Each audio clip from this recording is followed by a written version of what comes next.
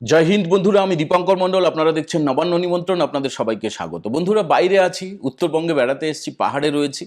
বাইরে ভীষণ বৃষ্টি হচ্ছে, দক্ষিণবঙ্গেও সম্ভবত মেঘলা আকাশ। তো যাই হোক, এখান থেকে যে খবরটা আপনাদেরকে আমরা দিতে চাইছি যে সোমবার মানে আর কয়েক ঘন্টা পরে, মাঝে রোববার তারপরেই সোমবার, রাজ্য বিধানসভায় একটা বিল আসছে। বিলটা আসছে, এটা আপনারা জানেন। কি কি থাকবে সেটা সম্ভবত আপনারা জানেন না, সেটা জানার কথাও না, সেটা আমাদেরও খুব একটা জানার কথা না। কিন্তু সূত্র মারফত যা যা খবর পাচ্ছি, যে অভিন্ন দেওয়ানি বিধি আইনটা আসছে, ইউসিসি। ইউসিসি সেটা অভিন্ন দেওয়ানি বিধিটা কি? এটা দু ধরনের আইন হয়, আপনারা জানেন, ফৌজদারি আইন এবং এবং দেওয়ানি আইন। দেওয়ানি আইনে মূলত বৈবাহিক সম্পর্কিত, মানে বিয়ে থা, সম্পত্তির উত্তরাধিকার, এইসব ব্যাপারগুলো বেশি গুরুত্ব পায়। তো দেখুন, পলিগামি ব্যাপারটা রয়েছে। পলিগামি মানে বহুগামিতা। বহুগামিতা বিষয়টা কিন্তু পৃথিবীর বিভিন্ন দেশে আছে, ভারতবর্ষেও আছে, পশ্চিমবঙ্গেও আছে।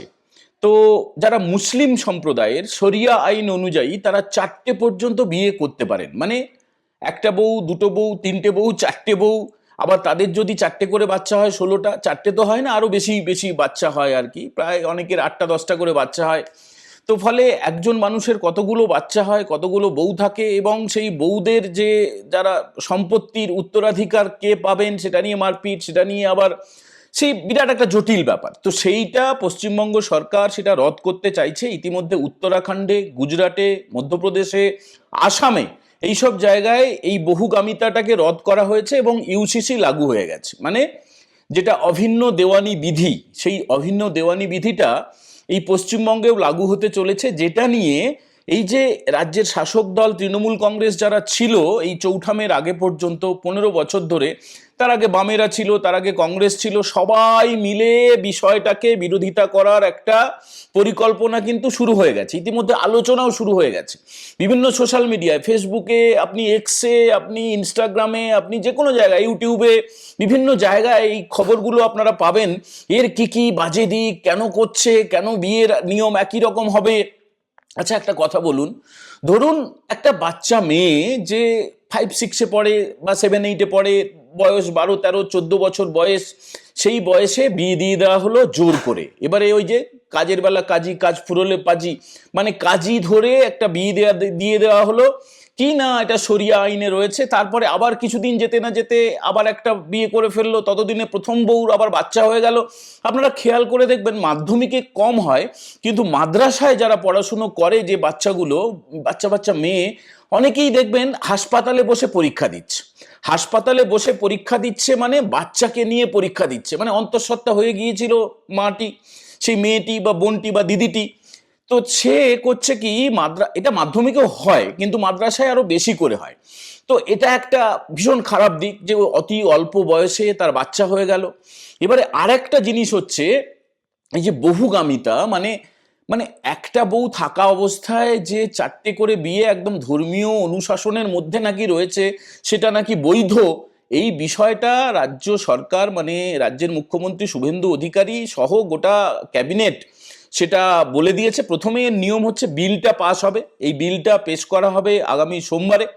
সোমবারে বিধানসভায় পাস তো হয়ে যাবে, সংখ্যাধিক্য রয়েছে, 207 জন এমএলএ আছে এই ভারতীয় জনতা পার্টির। কিন্তু মুসলিম বিধায়করা দেখবেন একটা বিল পাশ হওয়ার পরে পেশ হয়, তারপরে পাশ হয়, মানে সেটা ধ্বনি ভোটে পাশ হয়ে যায়, বা যদি বিরোধীরা ভোটাভুটি চায়, মানে তৃণমূলের এখন 2-3টে অংশ হয়ে গেছে, তারা যদি এখন যারা সংখ্যাগরিষ্ঠ মানে বিরোধী দলনেতা রয়েছেন ঋতব্রত বন্দ্যোপাধ্যায়, তারা যদি বলেন যে এটা ভোটাভুটি হবে, তাহলেও কিন্তু এই বিলটা পাশ হয়ে যাবে, সেটা নিয়ে কোনো সমস্যা নেই।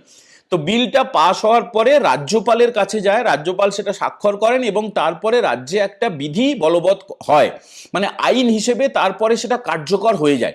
তো পশ্চিমবঙ্গ সরকারের তার সংখ্যাধিক্য রয়েছে, বিজেপির যারা বিধায়ক পরিষদীয় দল, তারা অবশ্যই এটাকে সমর্থন করবেন এবং এই বিলটা পাশ হয়ে যাবে।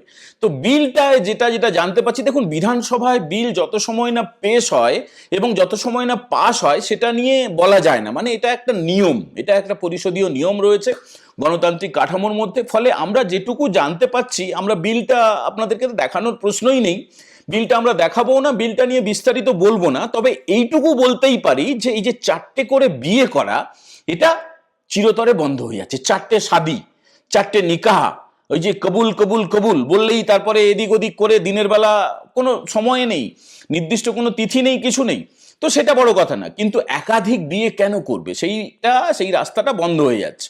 এবারে এইবার যেটা লাভ হবে, মুসলিম মহিলারা তারা কিন্তু বিষয়টাকে ধন্য ধন্য করবেন, কারণ কেন্দ্রীয়ভাবে যে তালাক তালাক তালাক বললেই বিবাহ বিচ্ছেদ, সেটা তো বন্ধ হয়ে গেছে। আপনারা জানেন যে ট্রিপল তালাক আইন করেই বন্ধ করেছে কেন্দ্রীয় সরকার। এরপরে এই বহু বিবাহটাকে বন্ধ করা দরকার ছিল, যেটা বললাম যে গুজরাটে বন্ধ হয়েছে, মধ্যপ্রদেশে বন্ধ হয়েছে, উত্তরাখণ্ডে বন্ধ হয়েছে এবং আসামে বন্ধ হয়েছে।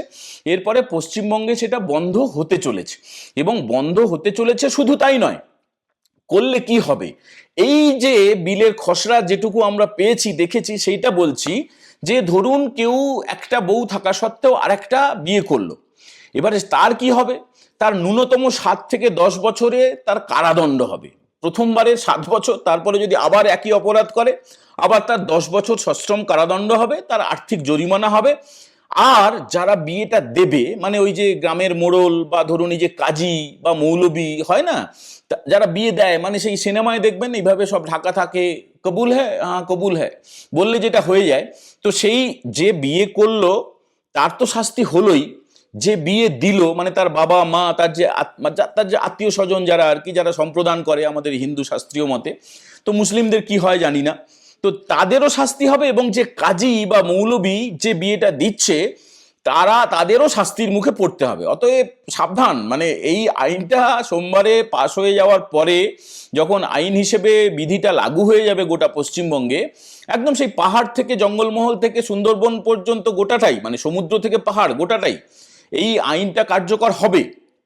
সবাই কিন্তু খুব সাবধান, মানে লুকিয়ে চুরিয়ে বিয়ে করে নেবো। আরেকটা জিনিস একটু মাথায় রাখবেন, যদি কেউ এটা তো লাগু হবে পশ্চিমবঙ্গের অধিবাসীদের জন্য অবশ্যই, মানে পশ্চিমবঙ্গে যারা ভোট দেন, যাদের আধার কার্ড আছে, ভোটার কার্ড আছে, রেশন কার্ড আছে, যাদের জমি আছে, বাড়ি আছে, তাদের জন্য অবশ্যই। এর পাশাপাশি ধরুন কেউ বাইরে থাকে, মানে অন্য রাজ্যের বাসিন্দা কিন্তু পশ্চিমবঙ্গে কর্মসূত্রে থাকে বা কাজ করতে এসছে, সেও যদি ওই রকম করে 4টে বিয়ে করে থাকে বা একাধিক বিয়ে, 4টে নয় একটা থাকলে তারপরে যদি কেউ বিবাহ করে থাকে, তাহলেও তাকে শাস্তির মুখে পড়তে হবে। এবারে আরেকটা জিনিস হচ্ছে, অন্য রাজ্যে মানে বিহারে গিয়ে বা আসামে গিয়ে বা অন্য জায়গায় গিয়ে সেখানে বিয়ে করে চলে এলাম, কেউ জানতে পারলো না, সেটাও কিন্তু হবে না। কোনোভাবে যদি কমপ্লেন জমা পড়ে তাহলে কঠোর থেকে কঠোরতর শাস্তি দেবে পশ্চিমবঙ্গ সরকার। রাজ্যের পুলিশ কিন্তু এখন হাত ছাড়া, কোনো চিন্তা করবেন না যে ওই পেয়ে বসেছে, মানে যারা ওই দুধেল গাই তাদের কথা মেনে সবাই তাদেরকে প্রশ্রয় দেওয়া হবে, সেইটা কিন্তু হবে না। এইবারে একটু খেয়াল করে দেখবেন যে কোনো মুসলিম নেতা বা মুসলিম বিধায়ক বা মুসলিম যারা একটুখানি হোমরা চোমরা, তারা বিষয়টা নিয়ে প্রতিবাদে ইতিমধ্যে নেমে পড়েছে। তো তাদের ক্ষেত্রেও কিন্তু খুব সাবধান, মানে তাদের বিপদ আসন্ন, তাদের বিরুদ্ধেও ব্যবস্থা নেওয়া হবে এমনটা জানা যাচ্ছে।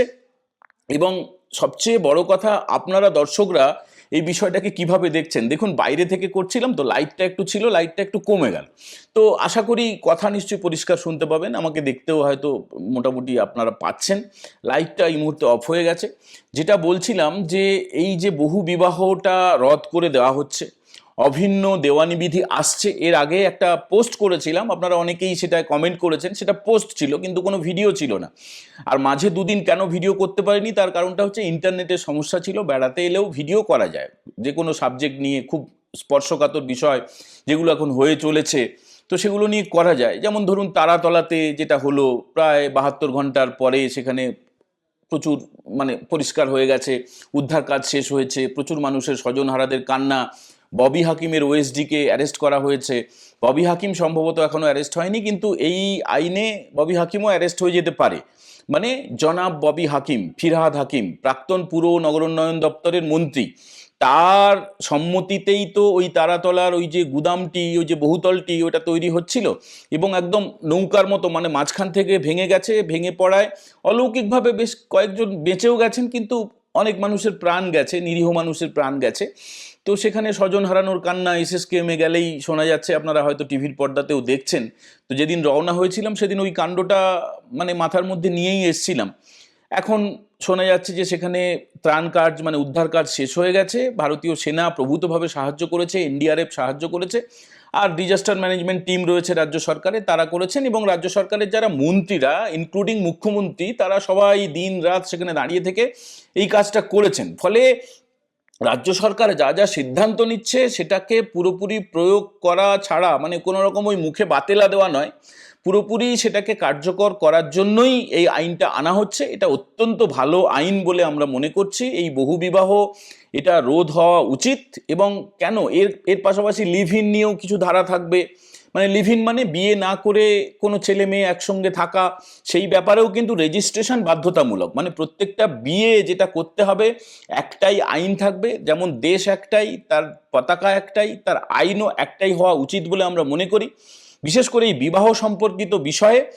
এবং এই যে যারা লিভ ইন করবেন তাদের ক্ষেত্রেও রেজিস্ট্রেশন বাধ্যতামূলক। আমার ইচ্ছা হলো কাউকে নিয়ে আমার বাড়িতে রাখলাম, বা হোটেলে গিয়ে থাকলাম, বা অন্য জায়গায় ঘর ভাড়া নিয়ে থাকলাম, সেটা কিন্তু করা যাবে না। লিভ ইন করুন, ঠিক আছে, লিভ ইনটা নিষিদ্ধ হচ্ছে না, কিন্তু রেজিস্ট্রেশন বাধ্যতামূলক। আর প্রত্যেকটা বিবাহেরও রেজিস্ট্রেশন বাধ্যতামূলক। মোট কথা, শরিয়া আইনের অন্তর্গত এই যে বহু বিবাহ, মূলত মুসলিমদের এটা কারো কারো ক্ষেত্রে নিশ্চয়ই ভালো হবে, বেশিরভাগ লোকের ক্ষেত্রে, বেশিরভাগ মহিলাদের ক্ষেত্রেই ভালো হবে। এবং কোনো কোনো ধান্দাবাজ লোকেদের পক্ষে একটু অসুবিধার কারণ হতে পারে, এবং এই কারণেই তারা বিরোধিতা করবে। আর এটার উপরে এইটাকে রাজনীতি করতে চাইবে। মানে এই যে ভালো একটা আইন আসছে, সেটা নিয়ে তোলামূল চোরামূল বলুন, কংগ্রেস বলুন, সিপিএম বলুন, এরা সবাই মাঠে নেমে পড়বে। কয়েকদিনের মধ্যে দেখবেন হই হই হই হই শুরু হবে, পোস্টার ছাঁটা শুরু হবে। কিন্তু রাস্তা অবরোধ করে যদি আন্দোলন করতে চায়, তাহলে কিন্তু রাজ্য পুলিশ এবং কলকাতা পুলিশ, তাদের হাতে ওই লাঠি খেতে হবে বা বাটাম খেতে হবে। এটার জন্য তারা যেন তৈরি থাকে। এবার বন্ধুরা, আপনাদের কাছে আমাদের প্রশ্ন, যে আপনারা বিষয়টাকে কিভাবে দেখছেন অবশ্যই কমেন্ট করে জানাবেন। যারা প্রথমবার দেখছেন, নবান্ন নিমন্ত্রণ চ্যানেলটা সাবস্ক্রাইব করে বেল বাটনে প্রেস করে দেবেন। সবাই ভালো থাকবেন। এখনকার মতো এই এপিসোড আমরা এখানে ইতি করছি। জয় হিন্দ, বন্দে মাতরম।